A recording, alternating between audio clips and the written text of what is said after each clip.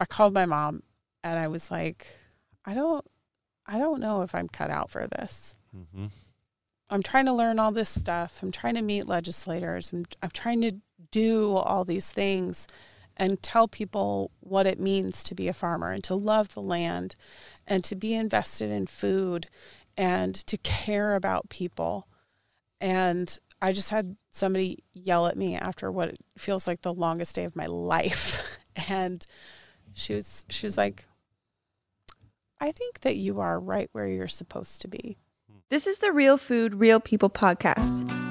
This week's guest was raised in farming, then trained and worked professionally as a journalist, and now brings those two worlds together. I want you to meet Pam Lewison, who's a farmer with her husband and her parents in the Moses Lake area. She'll share about all kinds of stuff that they do on the farm, how it works, and some personal stories about how hard it can be. Now she's also a policy analyst and writer following what happens in Olympia. And she has some troubling insights into the disconnect and how it's affecting the future of our food system here in Washington and the failures oftentimes of our state's leaders to protect the future of family farms and local food. Meet Pam Lewison here on the Real Food, Real People podcast. I'm Dylan Honcoop, covering all these kinds of issues all over Washington state, getting to know the real people behind our food. Okay, so you're like a policy analyst.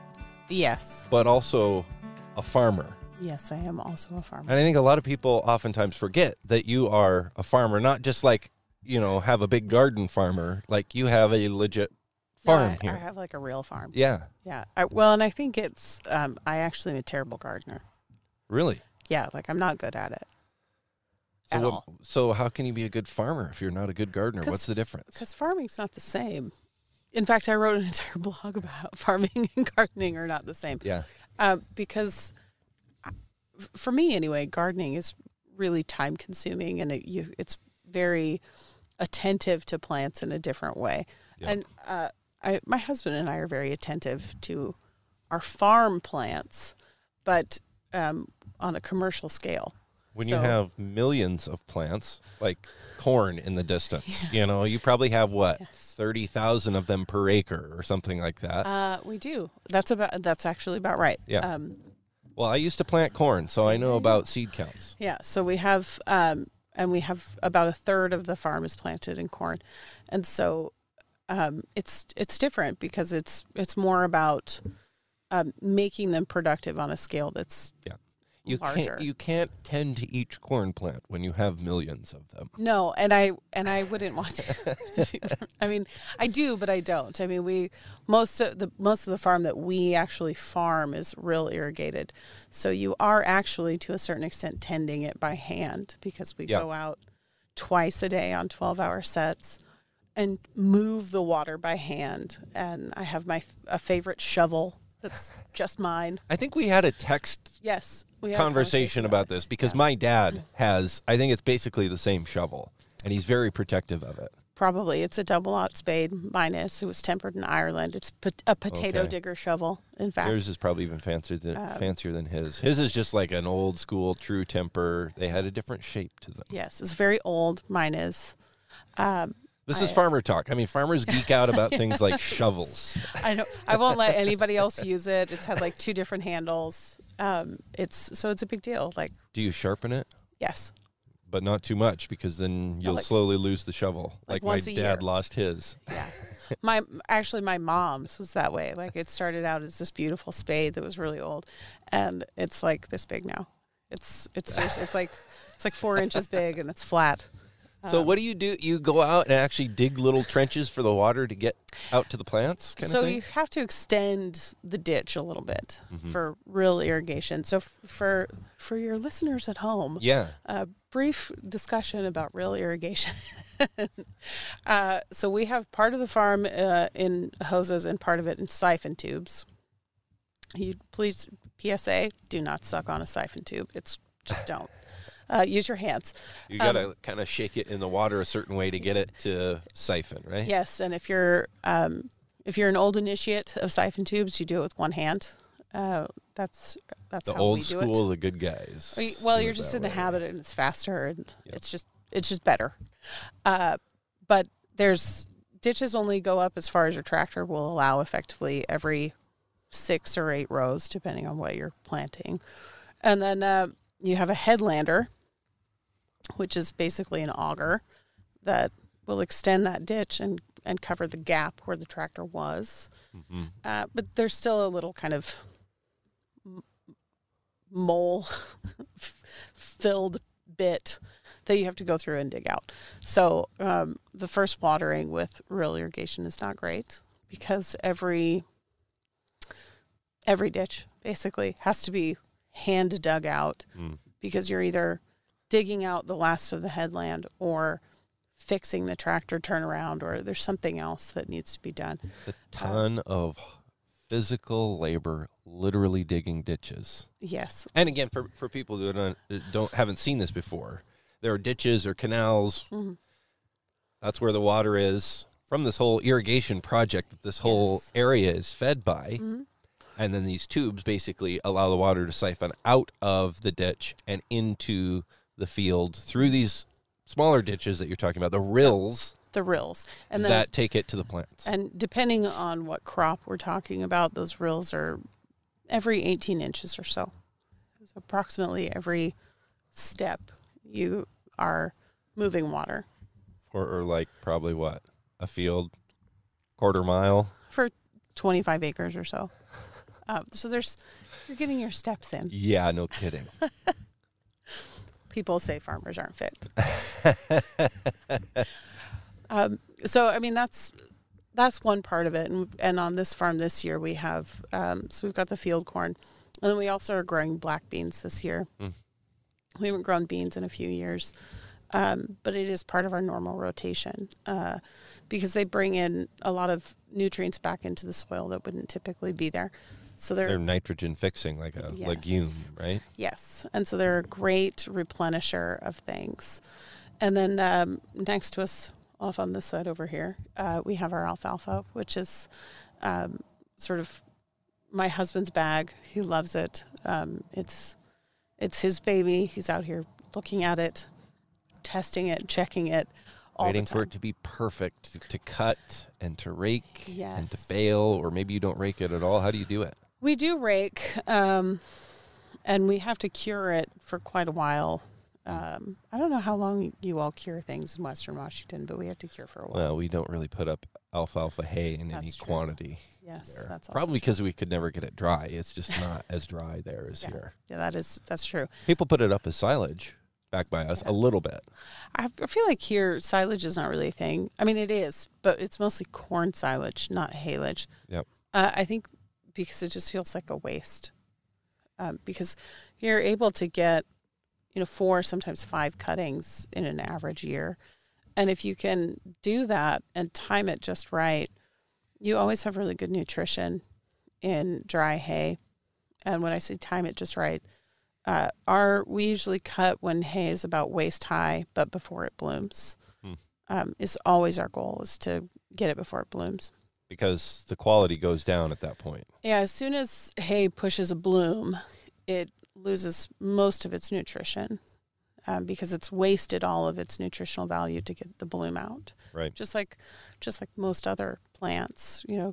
like in a garden when you are growing pumpkins or something like that, you try to cut them back so they don't waste everything growing those big vines. Right. So it's similar with hay. You're trying to limit the bloom to make sure that all that nutrition stays in there for the animals. So how can you tell? I mean, hay blooms, but it's not like it's a field full of flowers. It actually kind of is. It sort of gets kind of a purple hue, and that's when you've left it too long, because it's you can just see the bloom. And if you're out here looking with any regularity, you'll see it start to come on. So the edges of the field will get bloom first because they get stressed a little bit more because they have a little less water. Yep. And then once you see that, that's your telltale sign that it's time to get your swather out and get out there and get it cut. And then we'll lay it down let it rest for a few days, dry out, flip it over with the rake, and then wait a couple more days and go through and bale it. We usually do a half and half, so we'll do half big bales, 3x4s. 3 feet by 4 feet. Yeah. Like these ones by us here. Are these are 4x4? No, these are all 3x4s. 3x4. And they're about 1,300 pounds a piece. A lot of hay. It is a lot of hay. That's a lot of cow food. Yeah, we have a couple steers in the pens down by the house, and they'll munch on a single big bale for a couple weeks. So it's a nice easy feed.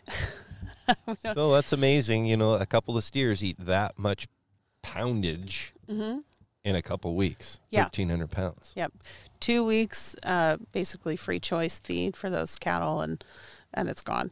There's stems left, and then we also do small bales too. So we try to make them a manageable weight, no more than 100 pounds. But it all depends on what the hay looks like and how well it will bale. 2 stringers or 3 stringers? 2 stringers. Nice. 2 stringers. So like the quintessential hay bale, as people recognize. Yes, sort of that. You can lift by hand.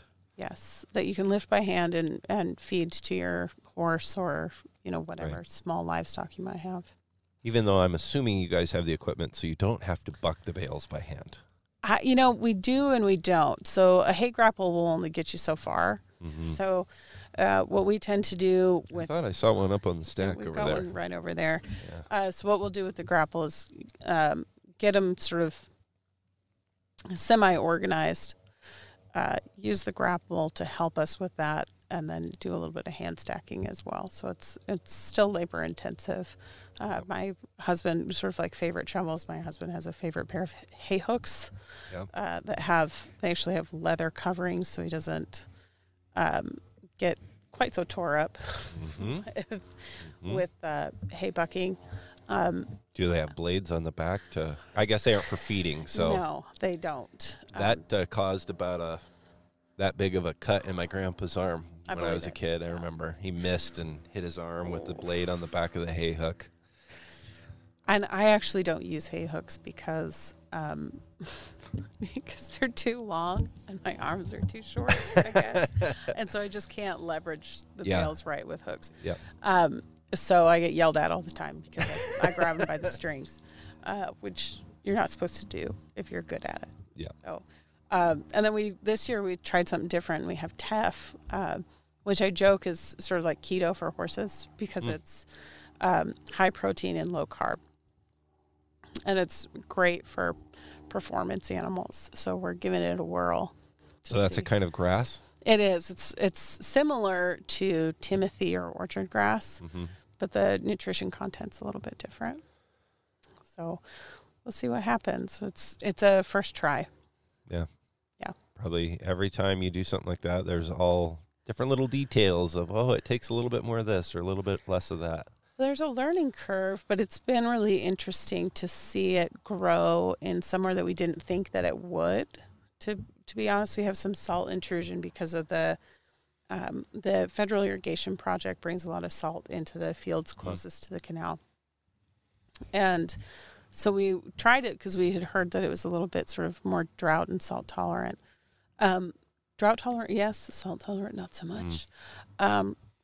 But where we got it to take, it turned into this really beautiful field. And we've got it cut and baled, and we're having to get it picked up fairly quickly because it's already starting to grow back at a really quick rate without any additional water. So on that level, it's really nice to see. So we'll see what kind of return we get on our investment there. And it may be something that we offer in the future. Yeah. Yeah. So you grow teff and grass hay. Well, alfalfa. Alfalfa hay only. You don't do other kinds of grasses or Timothy or anything. And you have corn. What else do you grow? And the black beans this year. Right. Yeah. And then, and I don't know if we'll keep doing the beans or not. They sort of conflict timing-wise with first cutting. So you have to decide kind of what your priorities are because we're also a small operation. It's basically my husband and I and my parents who are sort of easing into the thought of retirement as much as farmers can. Right. And so you have, a limited amount of time in a day to get all the things done that need to be done. And if my husband's cutting hay and I'm doing policy work, then it's a matter of how else are we going to have time to get beans in the ground on time? Yeah. And our bean crop consultant will say, figure it out, be out there in the middle of the night, if that's what you have to do. At some point, there's we got to keep our sanity threshold, I would imagine. I think a sanity threshold, but also we do try to make time for family, and we're a home-cooked meals household. And if I'm on the road a lot with off-farm work, it makes it really challenging to figure out how to juggle everything. Yeah. So we figure it out. But you guys have hundreds of acres that you're farming with just a few people. Yes. And for a lot of people, if they heard the size of your farm, they would think, that's huge. But here, in the context of this community, this region, you're one of the smallest farms. Yes. So right? We are quite small comparatively. So we're not quite 400 acres on our farm, which makes us among the smallest probably as a business operation. And when you look at our size relative to the people who effectively work here full time, which is my husband, right? That's a lot of work for one person to juggle as a full-time job. But it's still incredible that one person plus your help when you have time, and probably your dad helps, for the three of you basically to farm that many acres. I mean, 50 years ago, 100 years ago, you would need dozens of people to farm that much land. Absolutely. And we do lease out part of it. So, we're not farming all of that acreage. Right. We lease out anything that's under a circle. We actually lease out to other people because it's effectively passive income for us. One of those, like irrigation, the center pivot irrigation. Yes. Other people call them pivots. I call them circles because they are. I can call them whatever because I come from Western Washington where we have almost none of them.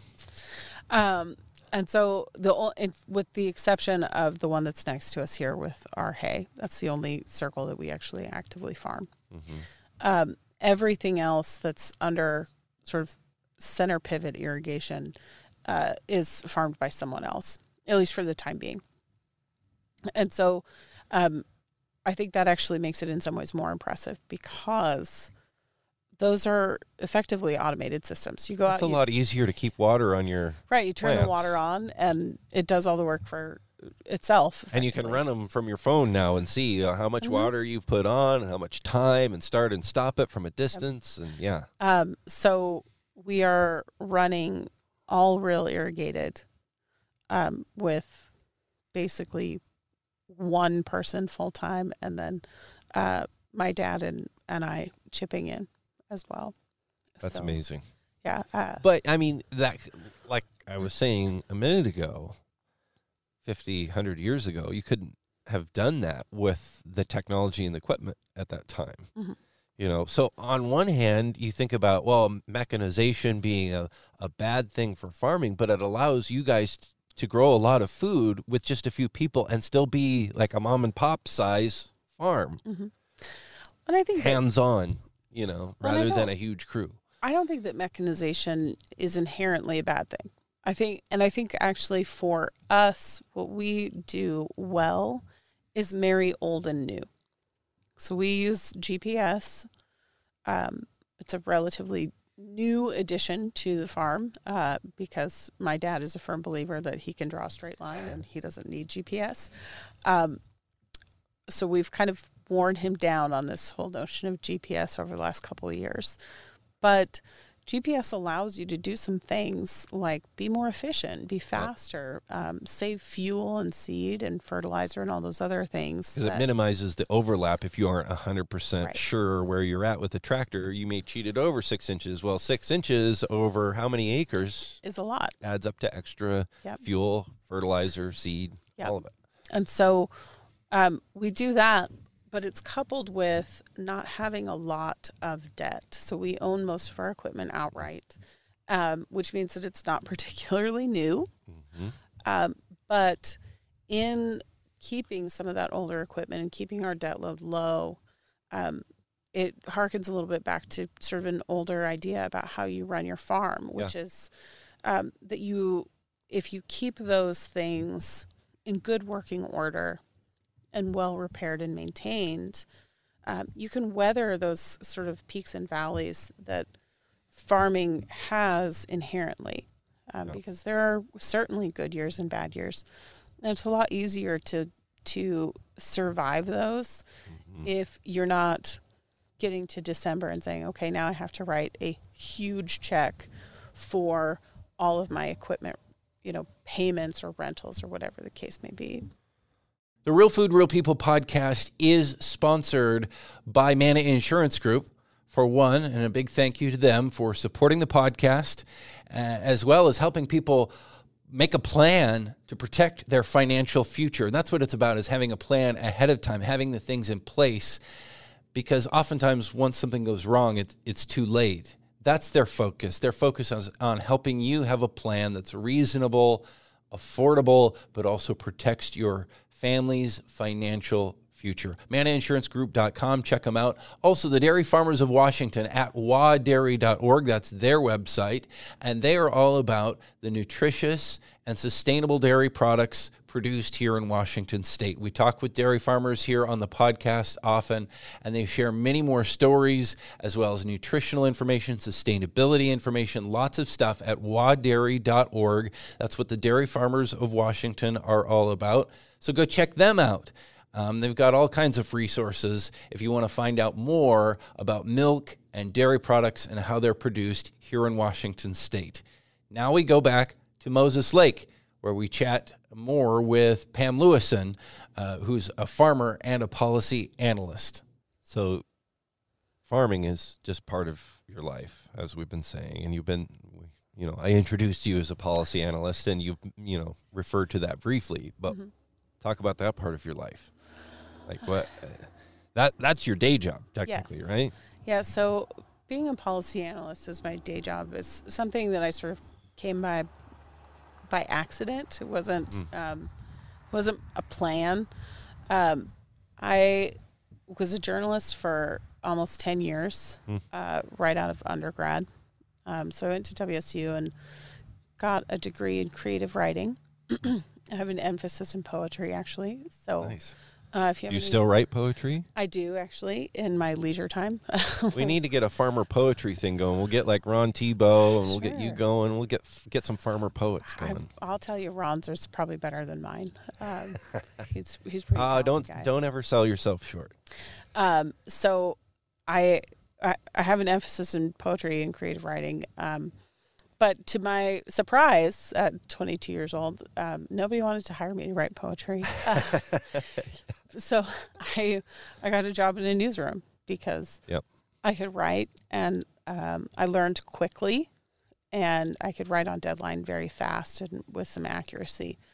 And I spent a long time in journalism and realized that I wanted to have a life like a normal person, because I didn't get to work until like noon, but I didn't leave work until like midnight. Mm-hmm. And that makes it not really conducive to like have a family or. Yeah, it's one thing if you do that for like a harvest season because that's when you're working at the plant or something. But when you do that year round, It's tricky. Been there. Yeah. So I mean, and your story is similar to mine in that way, where you come from a farming background, you want to be a communicator, so you get into it professionally. Because I did the news thing for like over a decade too. Same thing. Yeah. So I was in the latter stages of journalism, and I kept thinking to myself, it's funny how similar journalism is to farming, in that they're very insular communities. Yep. Within larger communities. Yep. And people don't know what journalists do on a regular basis. Not really. Yeah. And people don't know what farmers do, really. And that's actually how I got into graduate school at Texas A&M. I wrote my application essay about wanting to bridge the gap between consumers and producers, and wanting to help explain what it is that happens on a farm to consumers in a way that they could understand. Right. And so my husband and I were dating at the time, and I said, so I kind of sort of got into graduate school. And he was like, oh, that's great. Yeah. Where? And yeah, he was like, so he was like, he was thinking like Oregon State or something, or maybe U of I. And I said, so it's in Texas. And he was like, that's okay. That's far. And I said, so I'm going to go and we'll just figure it out. And he said, sure. And in a testament to what a keeper my husband is, he did tough it out for a year and a half while I was on campus at Texas A&M. And we got married shortly after I came back. But then I sort of stumbled around a little bit because I was like, okay, in Texas, being an Aggie means that you can work pretty much anywhere. In Texas. In Texas. Being an Aggie in Washington, people are like, okay. Neat. Yeah. That's great. Good for They don't you. care. Yeah, they're like, cool. So you paid out-of-state tuition for graduate school. Good job. So I hunted around a little bit for work. I landed at the East Columbia Basin Irrigation District. I learned a lot about how the federal irrigation project works, which is fun because I'm kind of a history nerd. Also, I did a History Day project in 6th grade about the Columbia Basin Project, funnily enough. My parents probably still have the scale model in their basement. It was fully functional. It had like water recycling stuff, and we talked about that. Yeah, I'm a super nerd. And then after a little while, I was kind of like, this isn't really what I had in mind. The Washington Cattlemen's Association was kind enough to hire me to run their communications. So I did that for almost a year. And then a friend of mine at Cattlemen's sent me the job description for Washington Policy Center's Ag Initiative. And she said, I think this is the job for you. I think that you should apply for this job. And I was like, I don't know anything about public policy. Why would I do that?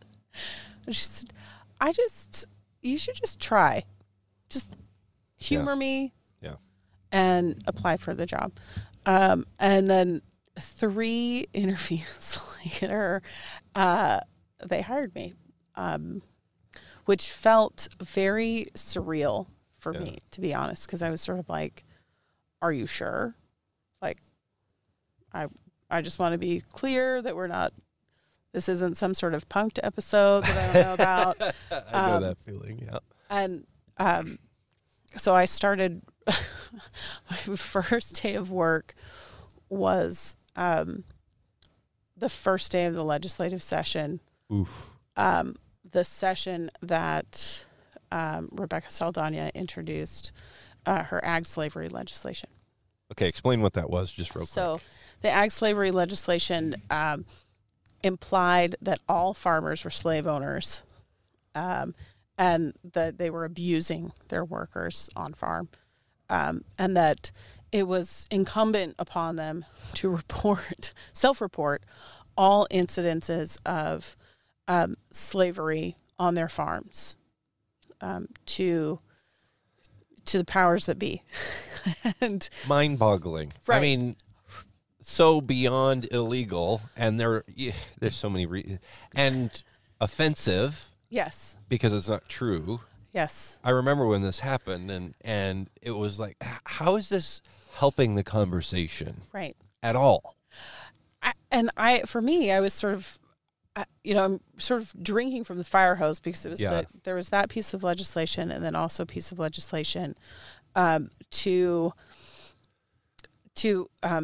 increase the fee rate for H-2A. And it basically all happened at the same time. For the guest worker program. For the guest worker program. The fee that the farmers pay Right. to participate in the program. But on a state-only level. So right now, it costs approximately $1,500 per employee to apply for an H-2A worker.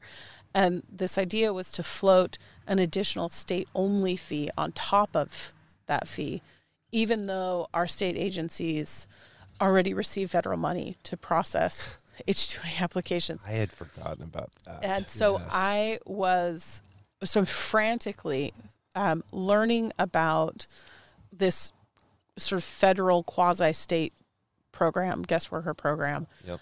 and trying to figure out how to answer this ag slavery question. And I had been at work for like 3 days.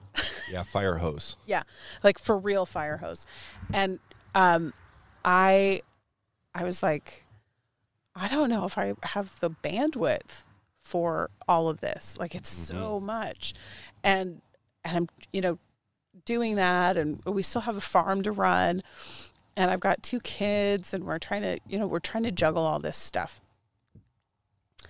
And I think we were about halfway through the legislative session, and Washington Policy Center research staff at that time were all doing visits to Olympia, and I met 17 legislators in a day, and I was exhausted. I mean, by the end of it, I was just like, this isn't for me. Yeah. I just cannot do this. Yeah.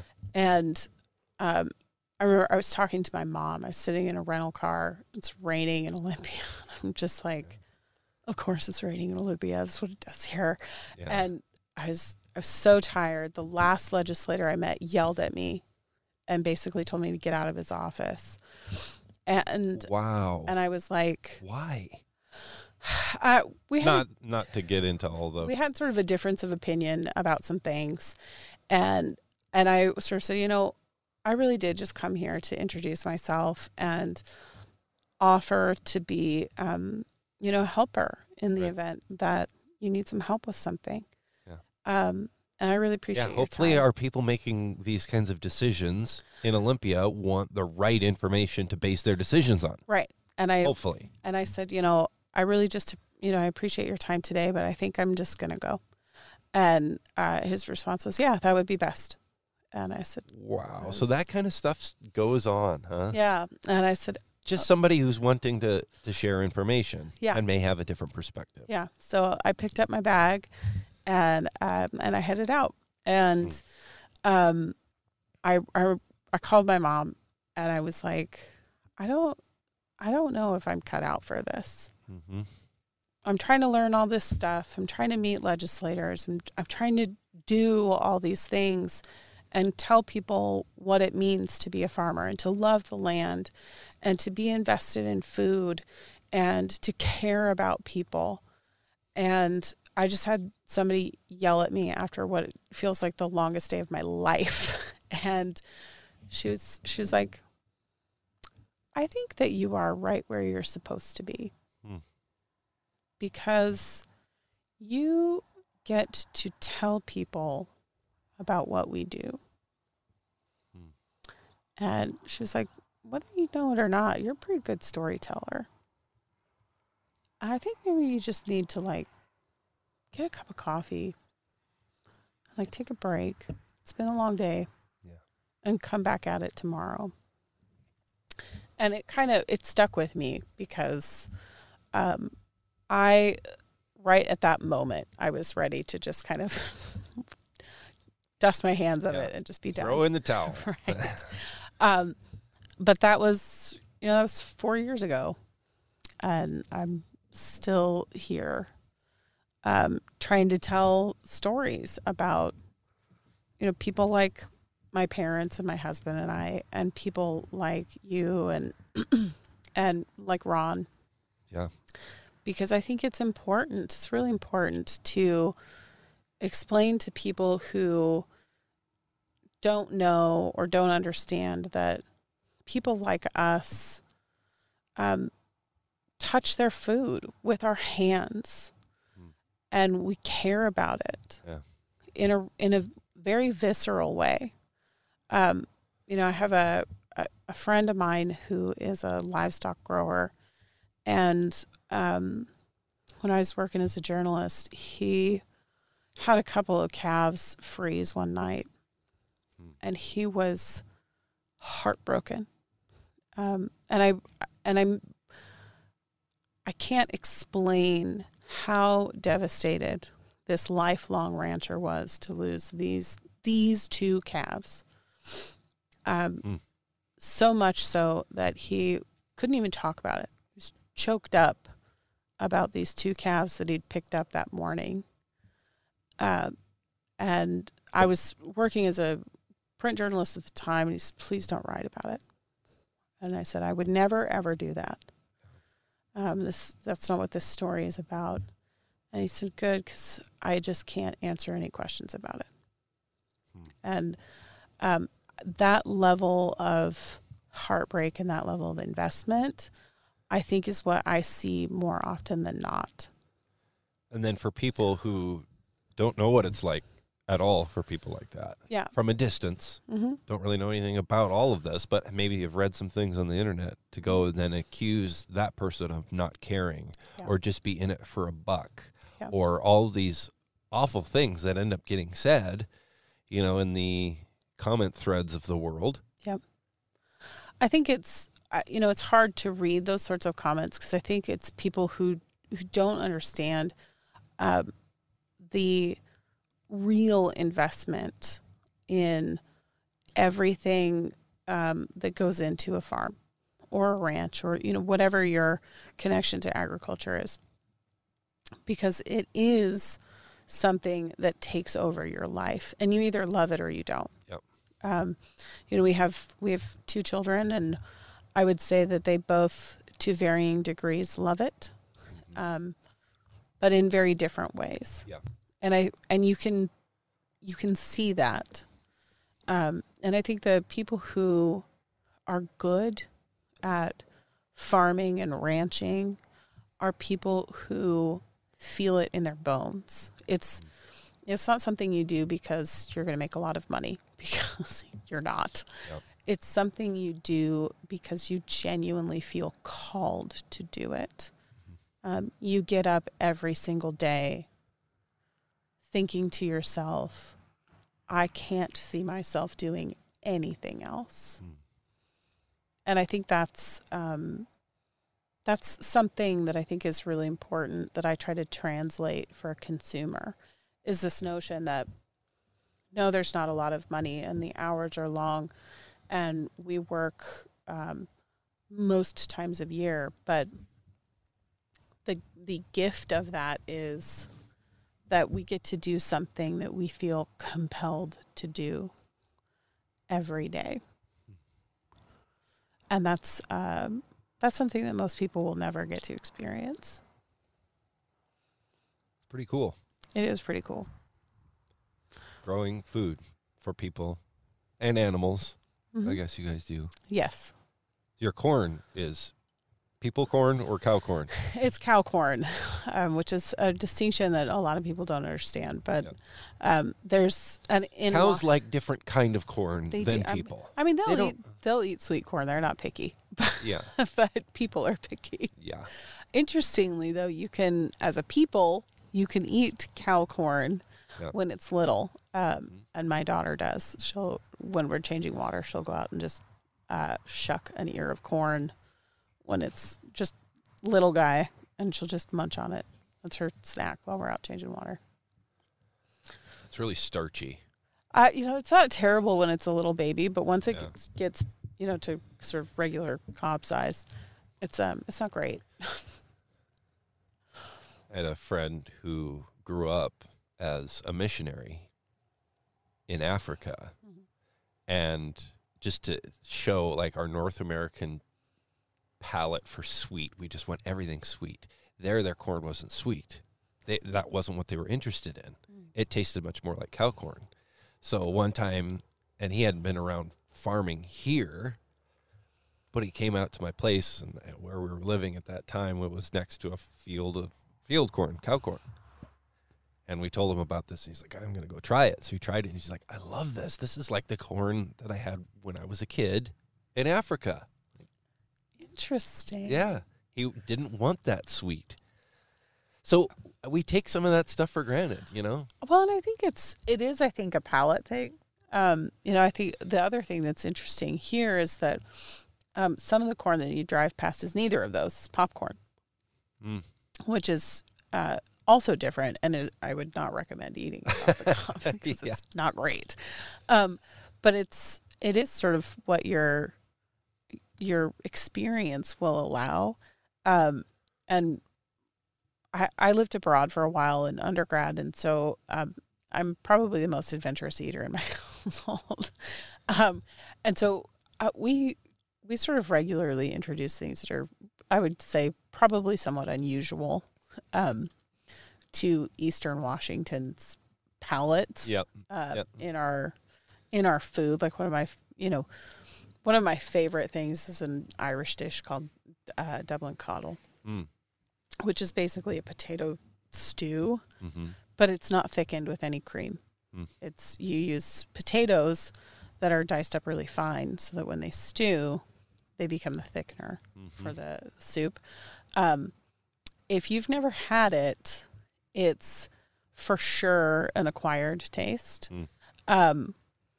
because it doesn't taste like potato soup the way we think of. Right. It's not. It doesn't have all the cream and right. all the other things.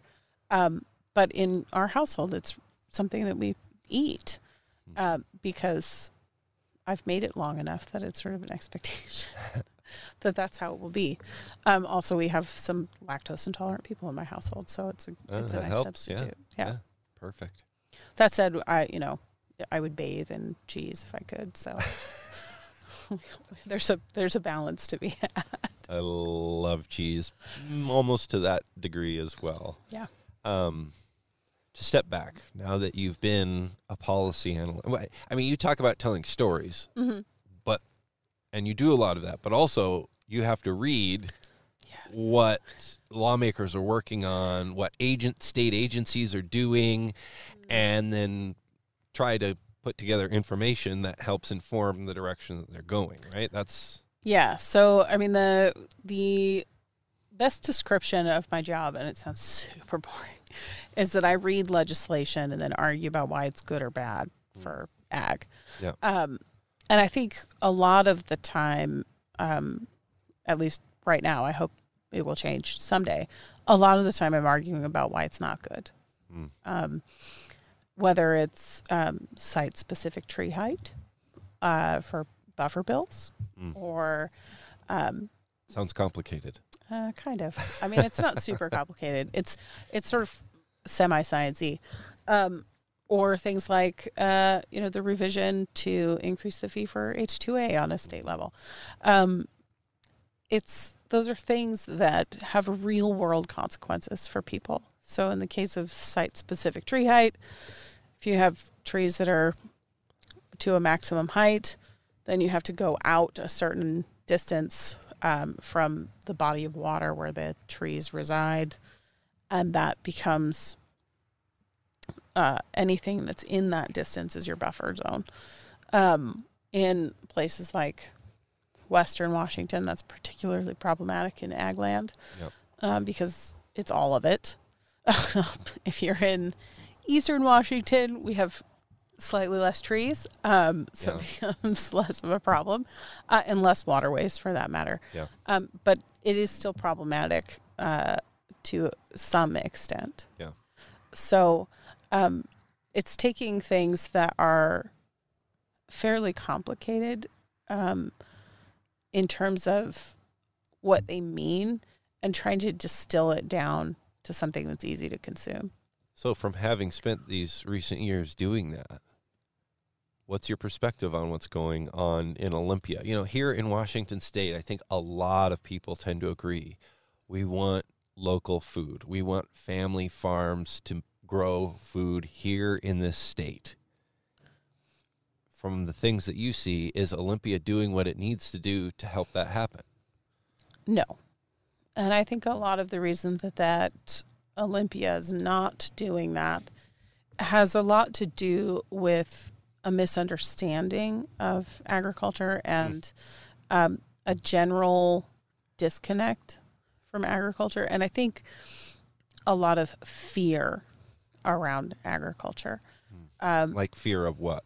Well, if you think about things like people say all the time that organic is better for you, and I think it's a great example. And this is not a knock to organic farmers, because I think there's room for all walks of farming in this state and everywhere. Yep. But organic produce, the end result of organic farming, is not inherently better or worse for you than conventionally grown produce. By the science? By the science. There is a really great study out of Stanford that broke down, in fact, the Dirty Dozen, and tested both organic grown versions and conventional grown versions of things that are knocked often. So strawberries, peaches. The Dirty Dozen being what? The Dirty Dozen is... Isn't there a group that named that and said those are the fruits? Is it fruit? Oh, fruits and veggies? Fruits and vegetables. That you're supposed to avoid because they're just dirty. Right, because they're dirty and they're chock full of pesticides. And so you should only eat the organic versions. My understanding is that's basically been debunked. Right. By a lot of people. Yeah. And so when that first started to come about and be very popular, Stanford did a study comparing the two, both conventional and organic, and found that there was no nutritional difference. There was nothing that made one or the other better. And I think that's a great example of trying to level the playing field in agriculture. And I think there's other things that we have done culturally that have sort of permeated how lawmakers talk about ag. And I think the notion of clean eating versus not. If there's clean eating, that implies that there's also dirty eating.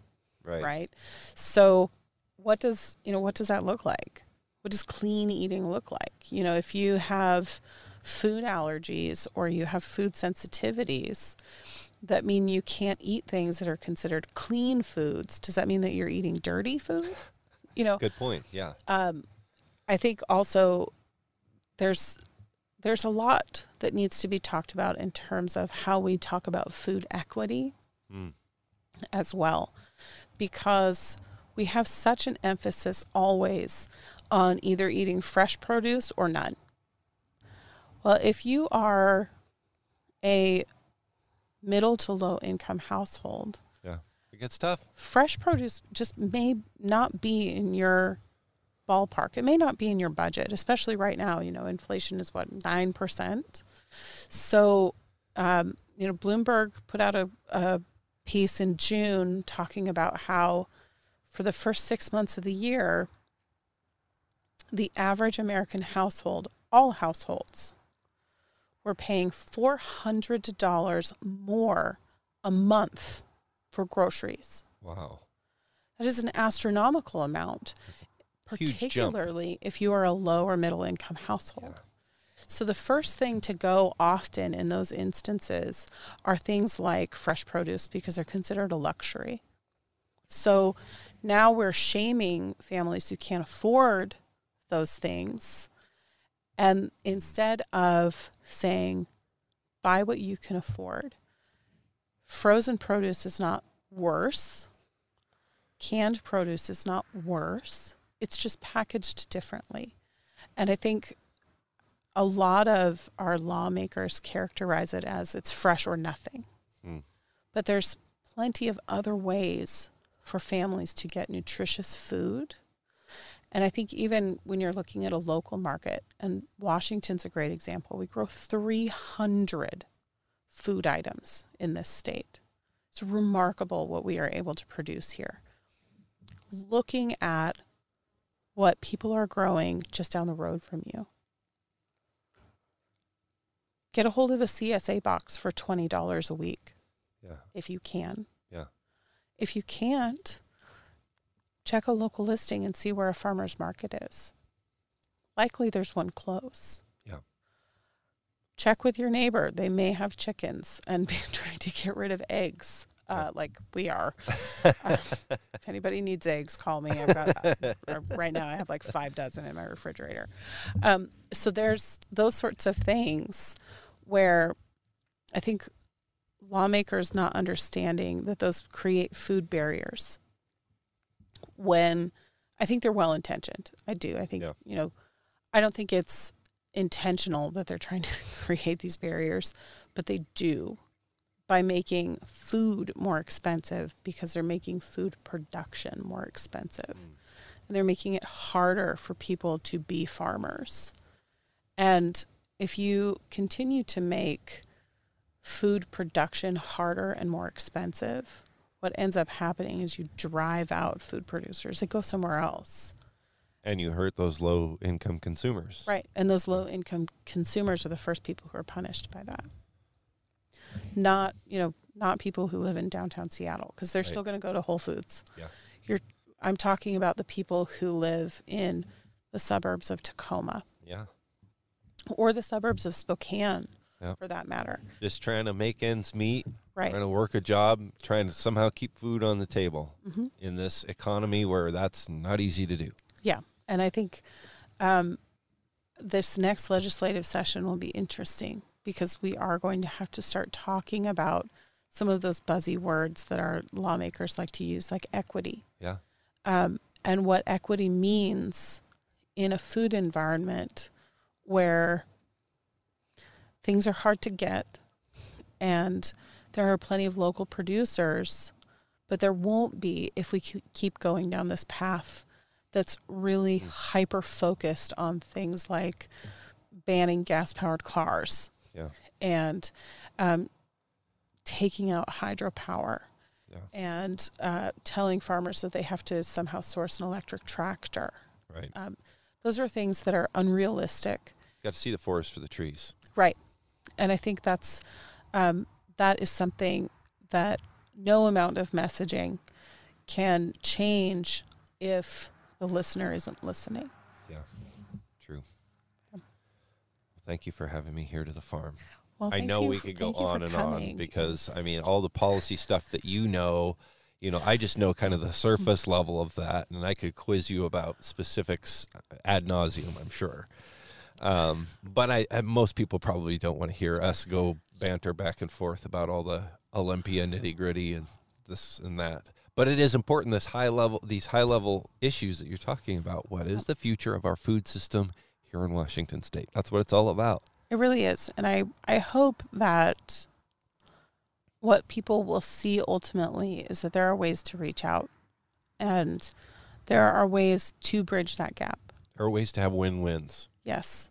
And and I think if we can figure out how to compromise, it doesn't have to be mutually exclusive. And I think if you ask any farmer, they'll tell you that land stewardship, water stewardship, air quality, those are things that are equally important to a farmer as they are to, someone in an urban environment. And I would argue probably more so because they need those things to be successful on farm. It's a matter of figuring out how to make those things knit in with good food policy. Yeah. Make it all work. Right. And be better. Yep. Well, thank you for doing what you do, growing food and then working at that high level of trying to keep our food system intact and moving in a positive, healthy, sustainable direction. Versus some of the other kind of pie in the sky, can't see the forest for the trees, things that do often go on. So I appreciate what you do. Well, despite some appearances, depending on the season, it is my pleasure to do it. This is the Real Food, Real People podcast. These are the stories of the people who grow your food.